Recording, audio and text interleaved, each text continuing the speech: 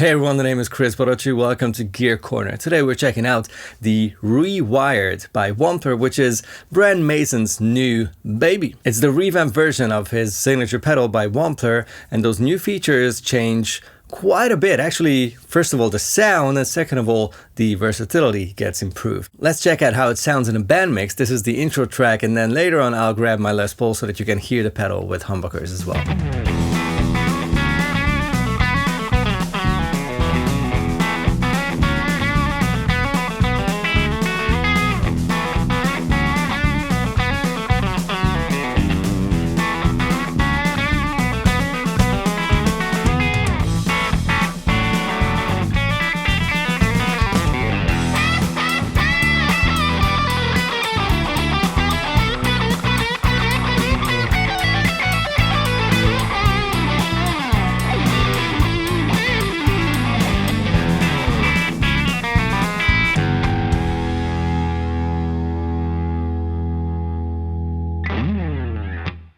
Don't forget to subscribe to the channel and ring the notification bell if you enjoy these videos, and check out the description box for additional infos, timestamps, gear links, etc. The rest of the rig in the intro track was, well, the Tele going into the ReWired and then going into the Imperial Mark II by Thomann on its clean channel.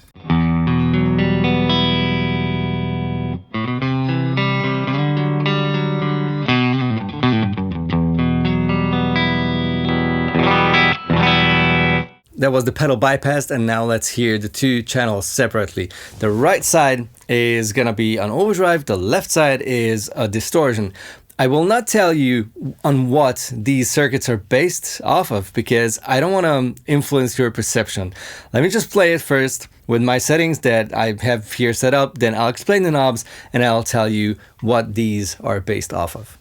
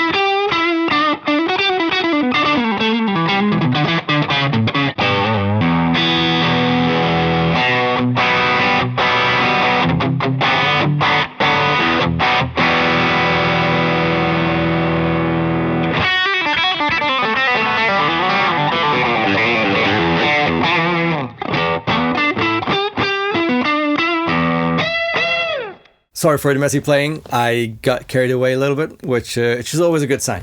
Which is always definitely a good sign. So, you've heard the differences between the two voicings. The Distortion, first of all, has more gain and sounds more amp-like.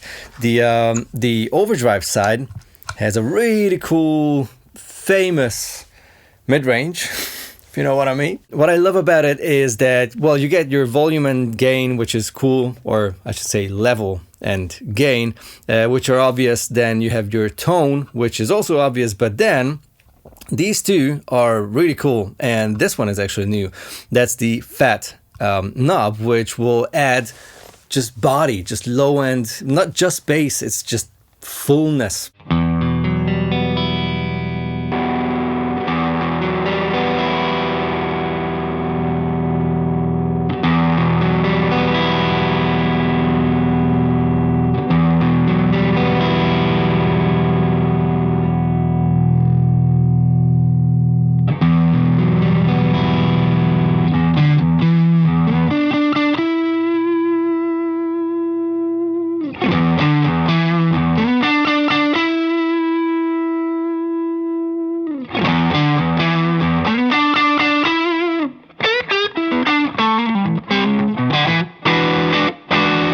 I love the fact that it's a knob and not a switch with like two settings that I can choose from, because depending on the guitar, the pickup I've selected, and depending on what I want to play, I kind of like this range from here, from like 9 o'clock ish up till maybe like 2-3 o'clock, and I can go anywhere in between. I don't have to choose 11 o'clock and 1 o'clock. It's a knob and not a switch, as told.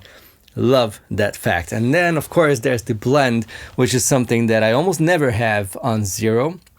For this side, because it just increases the attack, the articulation, the presence, I guess.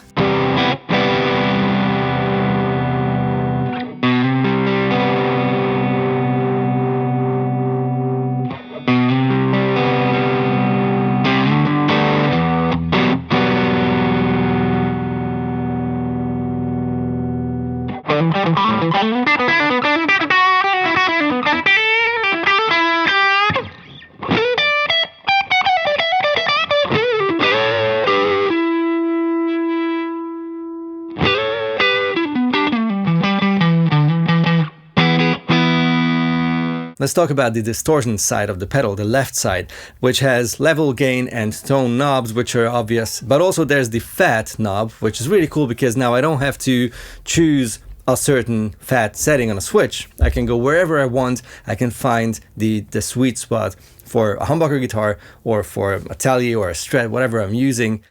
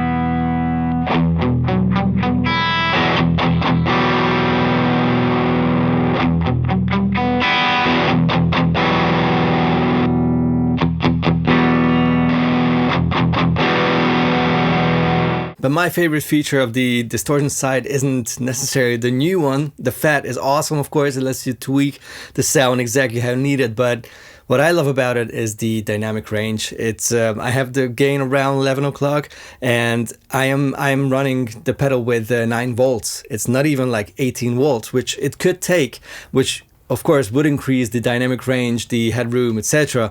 It's just standard 9 volt, and I love how it immediately reacts to your playing dynamics. It's awesome.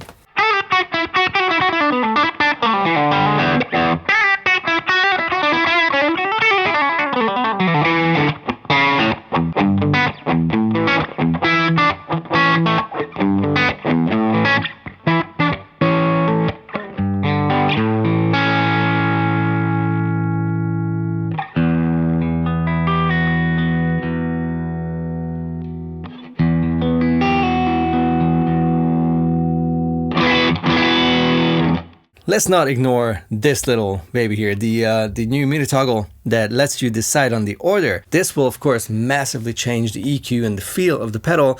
If you go with the green style overdrive side into the British style amp distortion side, so right side into the left side, you'll have a big kind of high gain, very focused amp-like sound. And if you do it the other way around, well, it's gonna be different. Let's check it out.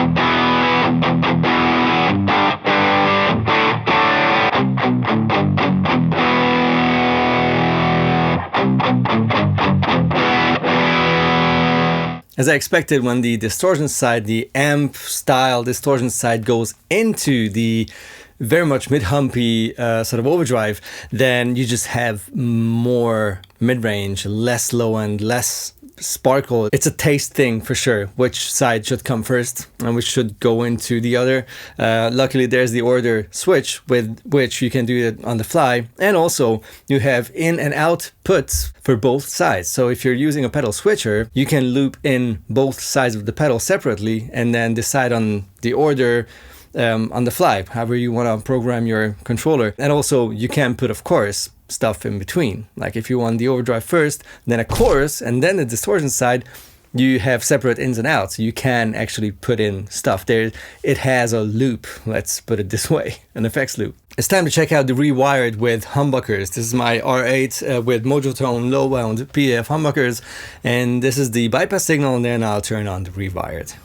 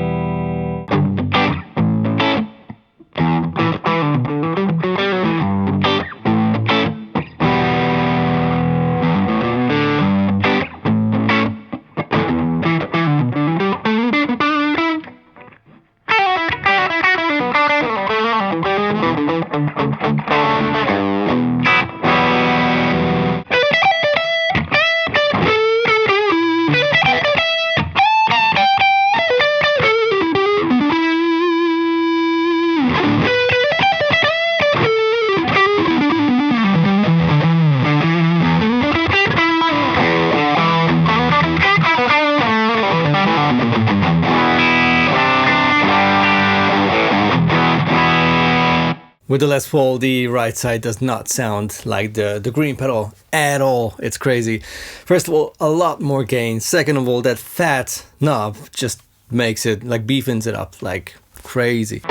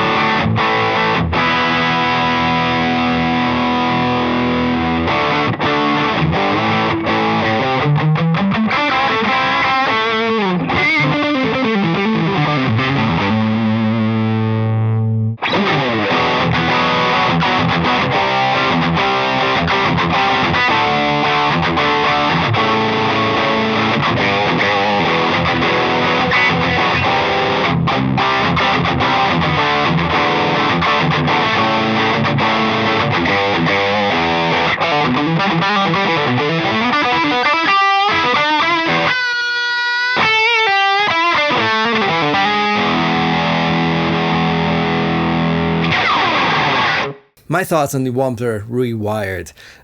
Well, first of all, Brian Mason, right?